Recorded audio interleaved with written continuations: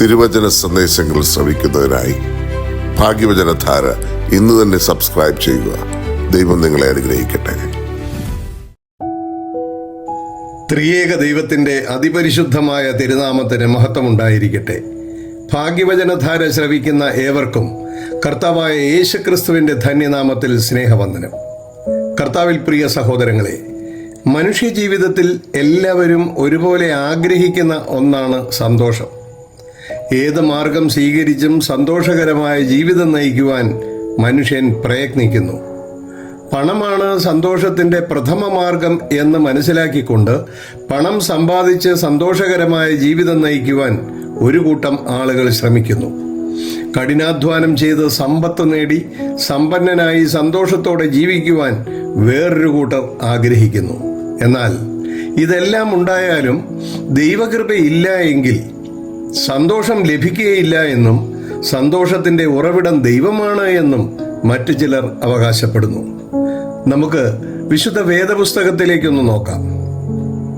ജ്ഞാനികളിൽ ജ്ഞാനിയായ ശലോമോൻ രാജാവിൻ്റെ സഭാപ്രസംഗി എന്ന പുസ്തകം 2-ാം അധ്യായത്തിൽ അദ്ദേഹം പറയുന്നു, അദ്ദേഹത്തിൻ്റെ കണ്ണിനും മനസ്സിനും സന്തോഷം തോന്നുന്ന, ആനന്ദം തോന്നുന്ന എല്ലാ കാര്യങ്ങളും അദ്ദേഹം ചെയ്തു. വലിയ കൊട്ടാരങ്ങൾ ഉണ്ടാക്കി, മനോഹരമായ പൂന്തോട്ടങ്ങളുമെല്ലാം ഉണ്ടാക്കി. എന്നാൽ ഇതെല്ലാം വെറും മായയാണ് എന്ന് അദ്ദേഹം പറയുന്നു. സഭാപ്രസംഗി 2-ാം അധ്യായത്തിൻ്റെ 10-11 വാക്യങ്ങൾ. എൻ്റെ കണ്ണ് ആഗ്രഹിച്ചതൊന്നും ഞാനതിന് നിഷേധിച്ചില്ല. എൻ്റെ ഹൃദയത്തിന് ഒരു സന്തോഷവും വിലക്കിയില്ല. എൻ്റെ സകല പ്രയത്നവും നിമിത്തം എൻ്റെ ഹൃദയം സന്തോഷിച്ചു. എൻ്റെ സകല പ്രയത്നത്തിലും എനിക്കുണ്ടായ അനുഭവം ഇത് തന്നെ. ഞാൻ എൻ്റെ കൈകളുടെ സകല പ്രവൃത്തികളെയും ഞാൻ ചെയ്യുവാൻ ശ്രമിച്ച സകല പരിശ്രമങ്ങളെയും നോക്കി. എല്ലാം മായയും വൃഥ പ്രയത്നവുമത്രേ. സൂര്യൻ്റെ കീഴിൽ യാതൊരു ലാഭവുമില്ല എന്ന് ജ്ഞാനികളിൽ ജ്ഞാനിയായ ശലോമോൻ രാജാവ് പറഞ്ഞു. ധാന്യവും വീഞ്ഞും വളരെയേറെ ലഭിക്കുമ്പോഴുണ്ടാകുന്ന മനുഷ്യന്റെ സന്തോഷത്തെക്കാൾ ഏറെ സന്തോഷമാണ് ദൈവമക്കളുടെ ഹൃദയത്തിൽ ദൈവം നൽകിയിരിക്കുന്നത് എന്ന് സങ്കീർത്തകൻ 4:7 പറയുന്നു.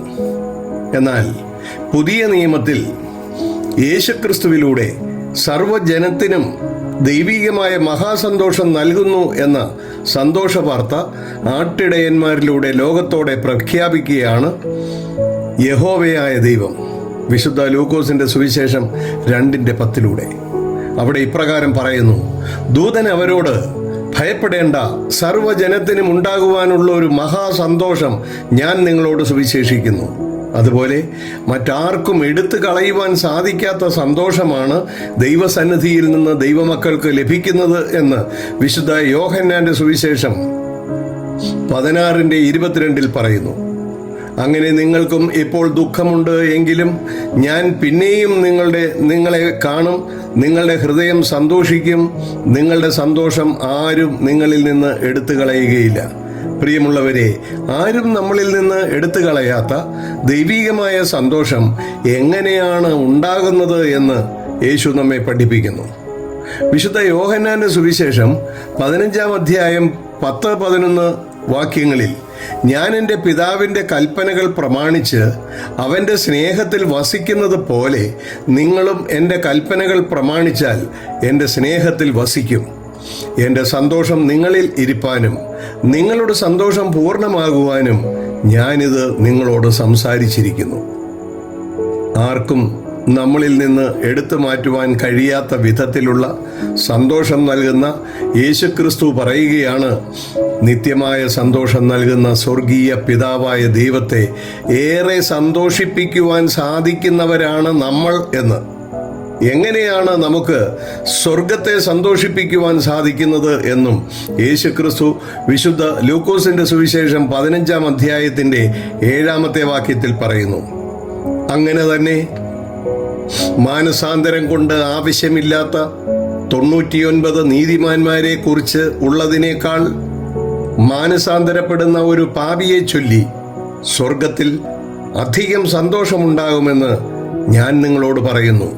പ്രിയമുള്ളവരെ, സ്വർഗീയമായ സന്തോഷം നൽകുന്ന സ്വർഗീയ പിതാവായ ദൈവത്തെ സന്തോഷിപ്പിക്കുവാൻ നമുക്ക് സാധിക്കും എന്ന് യേശുക്രിസ്തു പറയുന്നു. എങ്ങനെയാണ് ദൈവത്തെ നാം സന്തോഷിപ്പിക്കേണ്ടത്?